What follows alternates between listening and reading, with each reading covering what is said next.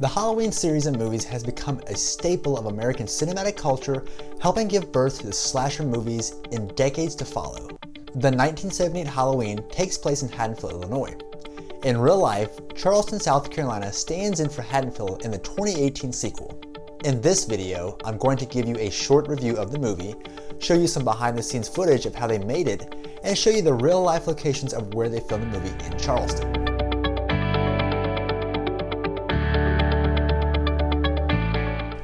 Hi, I'm Isaac, and this is Movie University. If you like what you see today, be sure to subscribe on your way out to see more behind the scenes breakdowns and educational videos like this one. For those of you a little confused how the 2018 Halloween fits into the larger canon, this new movie completely bypasses and ignores all the sequels since 1978 and is an immediate successor to the original film.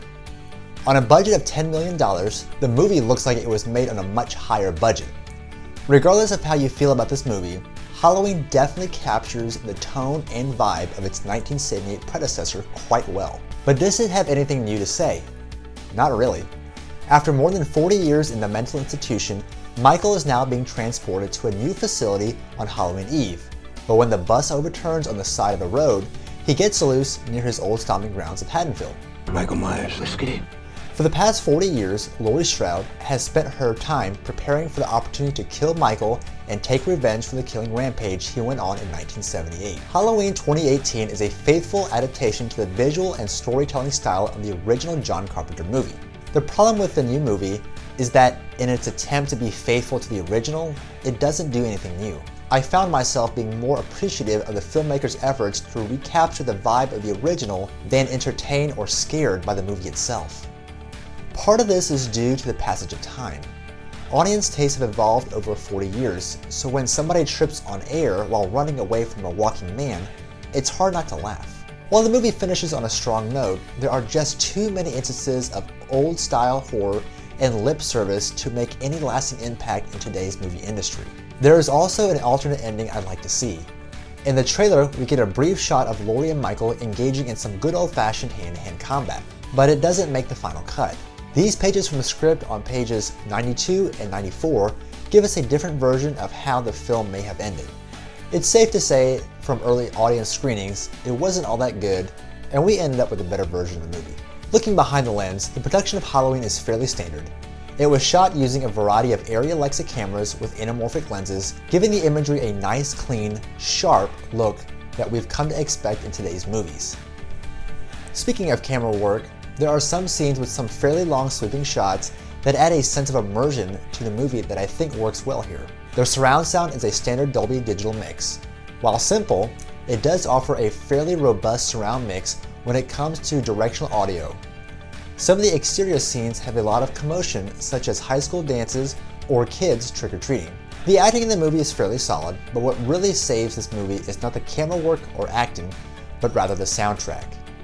Previous Halloween director John Carpenter comes back with his two sons to score the music for this Halloween. The familiar tune is there, but has a little bit of an update to it all to fit into a modern setting. Once you hear the familiar, it immediately evokes a sense of nostalgia. Have you ever wondered where the mask for Michael comes from? It's actually Captain Kirk's face painted white. The original mask from the 1978 film didn't survive, but the 2018 Halloween team recreated the mask and applied the appropriate amount of weathering to make the mask look like it was the same one from the first film. While I don't care for the movie itself, I found out how it was made pretty interesting. Mostly because some of the scenes are shot fairly close to my alma mater of the Citadel.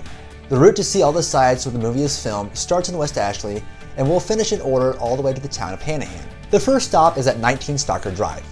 The most prominent exterior shot here is where the kids are walking under a rather large tree while they're trick-or-treating. Next to 19 Stocker is 21 Stocker Drive, which stood in for Karen Strode's house. A 5-minute ride from Stocker Drive takes you to Fenwick Drive. 3 houses were prominently used on this street. So Jamie Lee Curtis's vehicle, she comes over here, she parks in front of this house.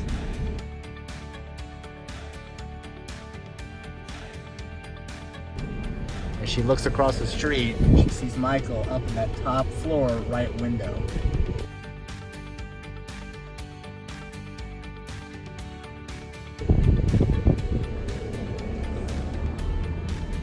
This is the house where she argues in front of with the sheriff. From here, head over to the bridge toward the Citadel. A short distance from there, you'll find President and Huger Streets.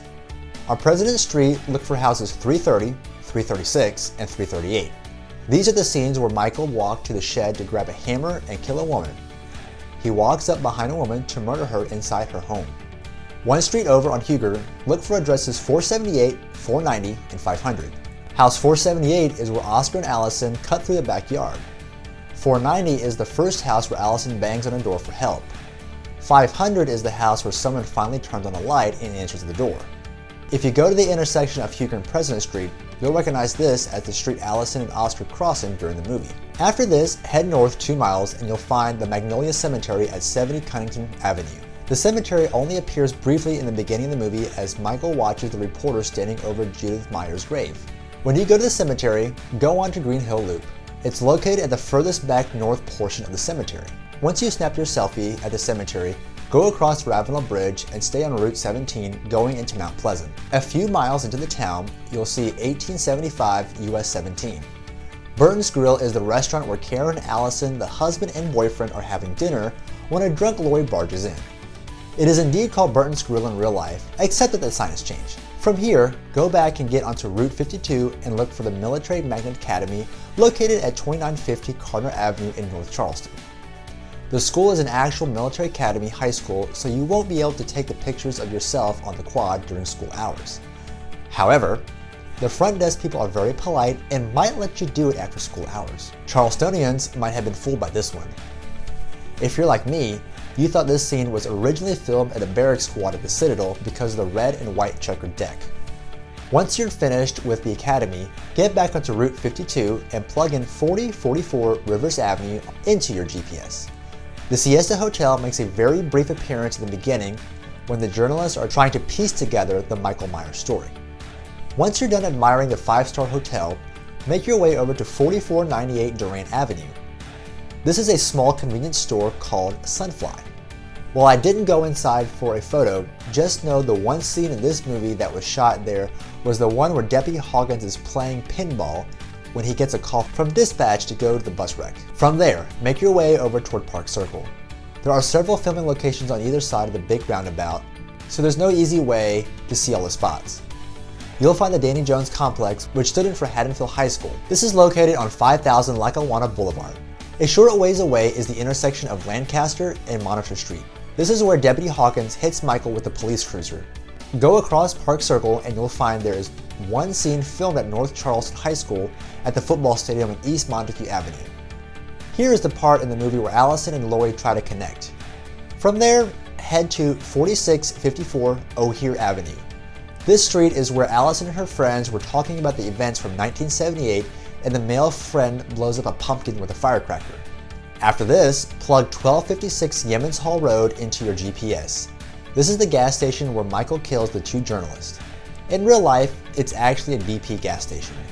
An attendant working there told me that the auto shop, front desk, and pumping stations were all used. The only thing that is fake is the bathroom. The entrances to the restroom are the actual ones at the BP, but the interior is much smaller, which means the bathroom scene was filmed someplace else. Last but not least is the house where Laurie lives. I say this for last because even though it's in North Charleston, the house is on the other side of the city and it is on private property, so you can't take a great selfie for Instagram. However, if you're super excited to see it, it's located on Palmetto Commerce Parkway, just south of Collins Road.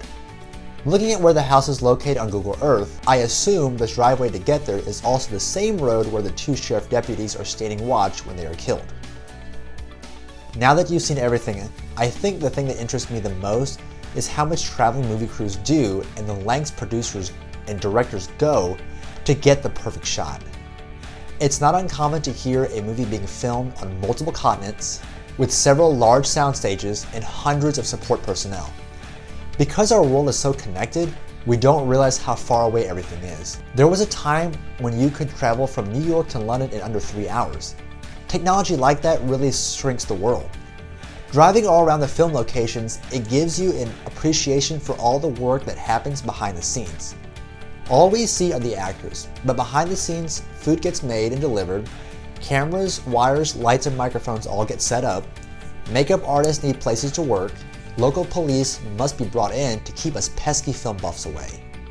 The neighborhood killings in this movie seem like they are all in one big neighborhood, with all the houses in very close proximity, when the reality is, they are all on 3 separate streets within a 3-mile radius. So the next time you watch a Christopher Nolan movie, or any big budget movie from Hollywood, just think of all the work that went into it. All that packing up and unpacking equipment and repacking it all just goes to show you the lengths producers and crew go through to get the perfect shot.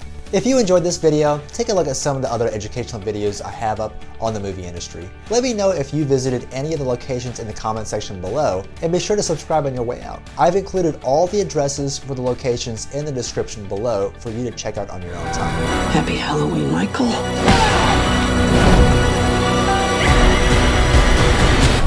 I'm Isaac, and this is Movie University.